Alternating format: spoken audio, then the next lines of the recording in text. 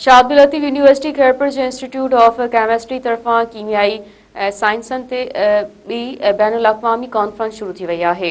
पायदार जिद्दत लाइ केमिस्ट्री खे अॻिते वधाइण जे मौज़ू ते मुनक़िद थियल कॉन्फ्रेंस में मुख़्तलिफ़ मुल्कनि मां आयल स्कॉलरनि, मुहक़क़िक़नि, सनअत सां लाॻापियल माहिरनि ऐं प्रोफेशनल्स वॾे अंग में शिरकत कई।